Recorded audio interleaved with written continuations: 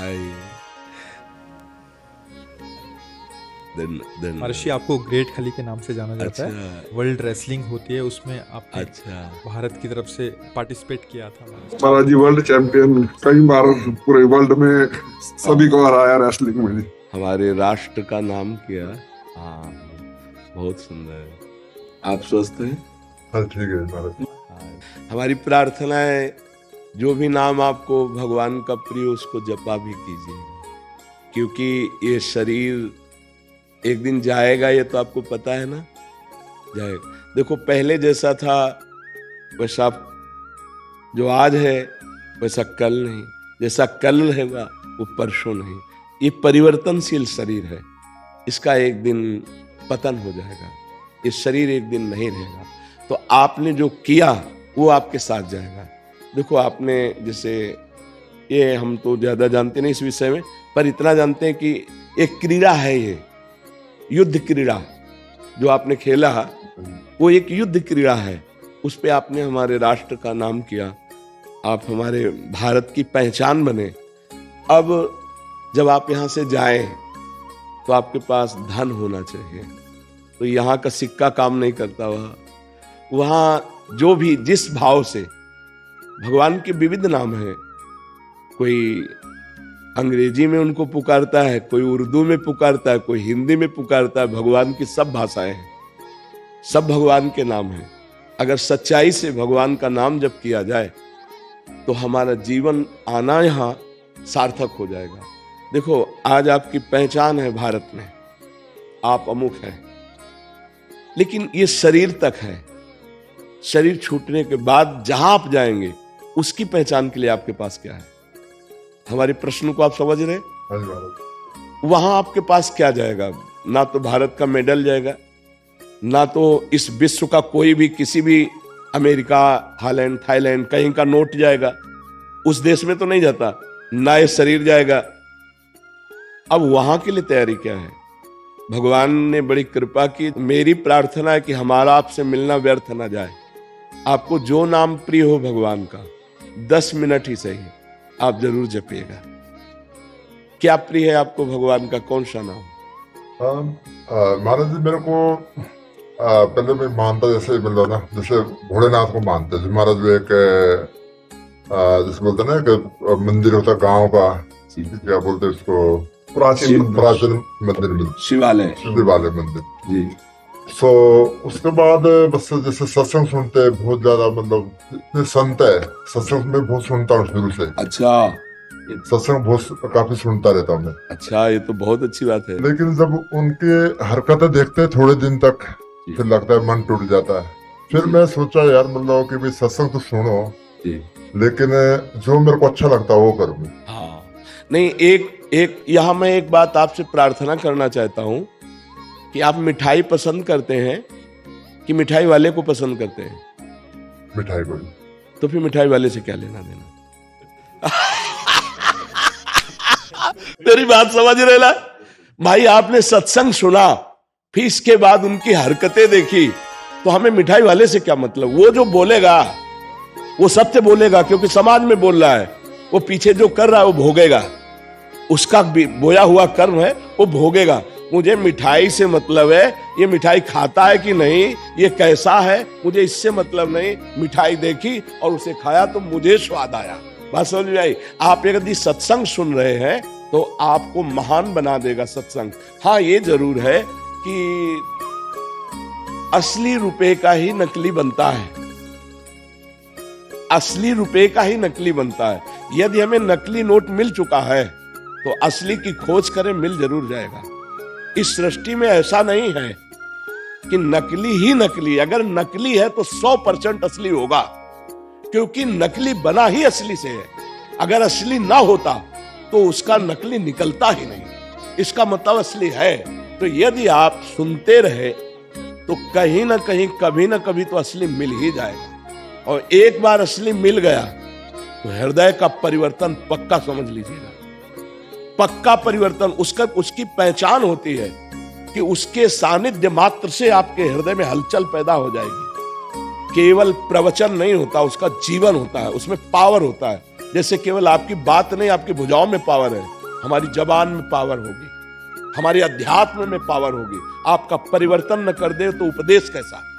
क्योंकि अगर जीवन में सत्य है तो उस वचन का प्रभाव होगा, और सत्य नहीं है तो वचन का प्रभाव नहीं पड़ेगा।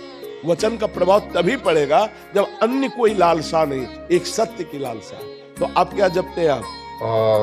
मैं अभी तक तो कुछ नहीं जपता, मैं अभी तो नहीं, आज से आपको नियम लेना पड़ेगा। ठीक है जी। हमारे पास आए हैं। बिल्कुल, मैं उसके एक्चुअल में उसकी खोज में था जी कि भी मतलब क्यों, जैसे बोलते ना कि भूत प्रेत, ये बोलते देवी देवता, मैं सोचता यार मतलब कभी मेरे को एक बार दिखे तभी मानूंगा मैं। पंचभूतों से बना है ना ये, एक दो भूत देख के क्या करोगे? 5 भूतों से बना है ये, सुना है नहीं? पंचभूतों से रचित शरीर है, पर इन्हीं भूतों से मुक्त हो जाओ तो परमात्मा स्वरूप आप हो, जैसा वो प्रश्न कर रहा था। आप और परमात्मा में इतना अंतर नहीं है। जैसे 1 चम्मच गंगा जल या 1 टैंकर गंगा जल या गंगा जल की धारा, आप बोलोगे क्या? गंगा जल बोलोगे ना, तो जीव परमात्मा का अंश है ना, तो अंश का मतलब क्या हुआ? भगवत स्वरूप। अब इस शरीर में राग होने के कारण फंस गए। कोई भूत प्रेत, कोई भी इधर उधर जो भागने की दृष्टि मत लाओ। एकमात्र परमात्मा के सिवा कुछ नहीं, वही नाटक कर रहा है, वही स्त्री बना हुआ है, वही पुरुष बना हुआ है, वही ये पंचभूत। 1-2 भूत, इन्हें पंच महाभूत कहते हैं। पंच महाभूतों से रचित शरीर, सुना है आपने कि नहीं? ये शरीर पंच महाभूत है। छोटे मोटे भूत क्या कर लेंगे? छोटे मोटी शक्तियों की क्या? आप परमात्मा के अंश है, जिनसे अनंत शक्तियों का विस्तार होता है। तो आपको किसी की बातों में नहीं आना। बिल्कुल, महाराज यही सुना कि भी हम मतलब हमारे अंदर खुद भगवान है। हाँ पक्का। तो भगवान है, तो जैसे बोलते हैं मंदिर क्यों जाऊं मैं? हाँ, मैं किसी के उधर क्यों जाऊं? अब आपको सिर्फ सत्संग सुनता हूँ। हाँ, आपको एक बात है, आपके अंदर सारी विद्या पहले भी विद्यमान थी, लेकिन ककारा पढ़ना पड़ा ना, मास्टर के पास जाना पड़ा ना, इसके बाद आप PhD कर पाए। विद्या तो पहले भी थी। ऐसे ही भगवान है, जैसे बहुत समझदारी से दूध में घी है, पूड़ी बना के दिखाओ, नहीं बनेगी ना। उसकी प्रक्रिया है, दूध का दही जमाओ, दही का मक्खन निकालो, मक्खन को गर्म करो, अब घी बन गया, पूड़ी निकाल लो। ऐसे ही परमात्मा है, उसकी प्रक्रिया है। वो प्रक्रिया संत महात्माओं के समीप जाने से, उनके वचनों से, प्राप्त उपासना की क्रिया से, तब वो अंदर प्रकाशित हो जाता है। वो है तो जैसे दूध में घी। मेहंदी का पत्ता देखा है? उसमें कभी लाली मिली है? खोज लेना, फिर मंगा के देख लेना। अगर एक रेशा लाली दिखाई दे तो बताना, लेकिन प्रक्रिया से जब उसको हाथ में लगाओ और फिर धो तो लाली ही लाली रहेगी। ऐसे ही परमात्मा है। कभी देखा है तुमने? नहीं। प्रक्रिया करोगे, साधना करोगे, यही दिखाई देगा। सबसे बड़ा मंदिर आपका हृदय है। बाहर घूम आओ और अगर अंदर के ठाकुर को नहीं पहचाना, यहाँ भगवान को नहीं देखा, कहीं नहीं मिलने वाला, और यहाँ देख लिया तो कुत्ते में भी वही दिखाई देगा, दूसरी जगह ले दिखाई देगा। समझ पा रहे आप? बिल्कुल महाराज, उसी की खोज पे हूँ मैं अभी तक भी। मतलब कैसे मतलब से मतलब कनेक्ट हो? हाँ, पहली सीढ़ी हमारी प्रार्थना मान लीजिए नाम जप है।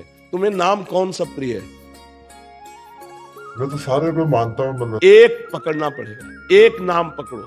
महाराज जो आप बोले उसको पढ़ो। देखो, हम तो आशिक हैं वृंदावन के। हमारा तो राधा राधा राधा राधा, तुमने सुना ही होगा।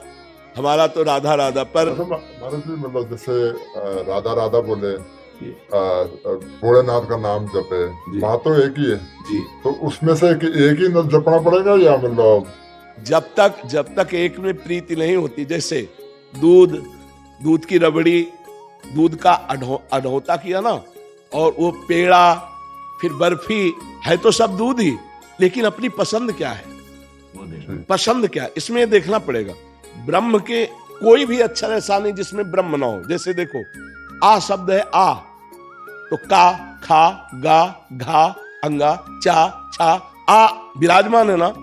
आप राधा बोलो, शिव बोलो, राम बोलो, कृष्ण बोलो, सब वही है, पर प्रीति तो एक नाम में होगी ना।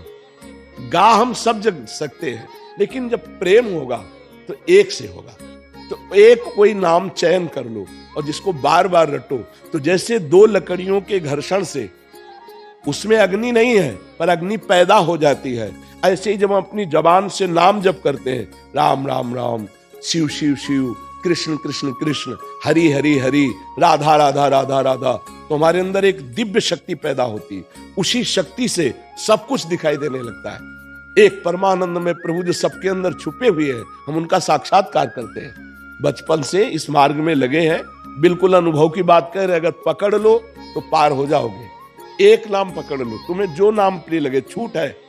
हमारे प्रभु के अनंत नाम है, पर पकड़ना एक पड़ेगा। बोलो क्या पकड़ो? को दुख नहीं दूंगा। दुख ना देना ये आपकी एक अच्छी क्रिया के अंतर्गत आ गया, आपकी सोच के। आपके पास संपत्ति क्या है? आप जब यहां से जाएंगे तो आपके पास संपत्ति क्या है? तो इसीलिए कि 10 मिनट 20 मिनट, अगर 20 मिनट भी शुरुआत कर दी राधा राधा राधा राधा, तो आप खुद अनुभव करना। महाराज ये क्वेश्चन है, हाँ खूब पूछ लो। महाराज जी मतलब कि लोग ना फायदा उठाते हैं, मतलब जैसे मेरा भोड़ेपन का लगता भी सीधा साधा अमेरिका से आया है, इसको क्या पता है। तो मेरी बात समझो, उठाते हैं, फिर गुस्सा बढ़ाता है। नहीं, गुस्सा नहीं, आपको आनंदित होना चाहिए। आप किसी के फायदे के काम में आए, जब आप हट नहीं करना चाहते, वो दुख नहीं देना चाहते किसी को, कंट्रोल नहीं होता। कई बार ना वैसा लगता है क्या करूँ अब। नहीं, उस समय मुस्कुराना चाहिए। करता हूँ मैं, देने में कंट्रोल कोशिश करता हूँ, बहुत जैसे बोलता ना कि नहीं, अब उसको मतलब नहीं, क्या आपने करूं? पहली बात कही थी मैं किसी को दुख नहीं देना चाहता। अगर आपका फायदा उठा रहे तो धन्य भाग है, आप किसी के फायदे लायक तो बने। यहाँ तो संसार में पशु की तरह जन्मते हुए मर जाते हैं, किसी के फायदे में नहीं आते। आपका लोग फायदा उठा रहे हैं, ये बहुत अच्छी बात है, आप डरिएगा मत, आपको कोई परास्त नहीं कर सकता। जब आप किसी को दुख नहीं देना चाहते तो आपको कोई फंसा नहीं सकता। हाँ, लाभ ले ले तो धन्यवाद है। जैसे वृक्ष के नीचे कोई छाया ले ले, कोई पत्ता ले ले, कोई फल ले ले, कोई फूल ले ले, तो धन्य है, भगवान ने आपको ऐसा बनाया कि दूसरे आपसे लाभ ले रहे, नुकसान तो नहीं हो रहा किसी का। तो आपको गर्व होना चाहिए कि हमसे लाभ ही ले लो, लूटो हमें। आपकी बात जी महाराज जी, मैं इसकी तलाश में था कि भी भगवान कैसे मिले। जी और सभी को ही पता है, जी सब लोगों को पता है कि भी मेरे जो 20 साल तक मैंने कोई चप्पल नहीं, बूट नहीं डाले जी कभी, मतलब ना। और मैं एक मजदूरी करता था, पत्थर तोड़ता था, रोड बनाता था। जी हम 7 भाई थे जी तो कभी सोचा नहीं था कि इतना मिलेगा। जी। परमात्मा ने पाने कहाँ से मिला, कभी सोचा नहीं था। मतलब ये हकीकत, मतलब अपनी ये सबको पता है, मतलब इतने मेरा आशीर्वाद परमात्मा। पर लेकिन मैं सोचता था कि एक बार उसको देखूं कैसा कैसा, मतलब उसकी तलाश में था मैं हमेशा। मतलब कि भी तो मैंने एक सिद्धांत बनाया था लाइफ पे कि भी किसी को हट नहीं करना और